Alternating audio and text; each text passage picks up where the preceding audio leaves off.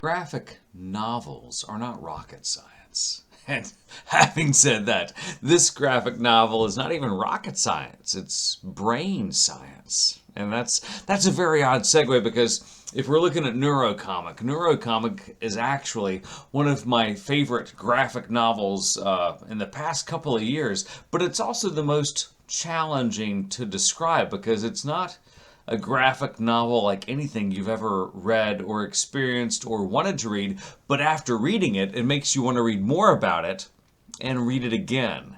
So check it out. Neurocomic is all about the brain.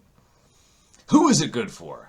It's not going to be good for those lower grade middle school students, not in any way. There will be exceptions, but they're certainly the exceptions. Some of you 8th graders might like it because it's very abstract, it's very trippy, it's very kind of rabbit hole-ish to where you 8th graders might actually see and get interested in it, but you 9th graders will really get it, and you'll be curious, and you'll say, let me read more about this. Dr. Matteo Farinella and Dr. Hannah Rose are the authors behind Neurocomic, and it's from Nobrow. Nobrow is one of our favorite publishers because Nobrow is kind of a niche publishers because when Nobrow puts something that comes across our desk, we pay attention to it because they don't release many books, but what they release is usually of such high quality, you gotta pay attention to it. And that's the same deal with Neurocomic because the illustrations are really detailed and it is a graphic novel all about brain science.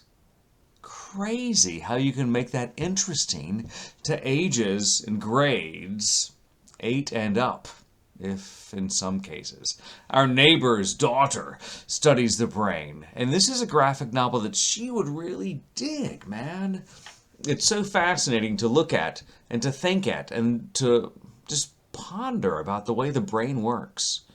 It really is fascinating just how this 7-lumpa thing on top of our shoulders can do all this stuff.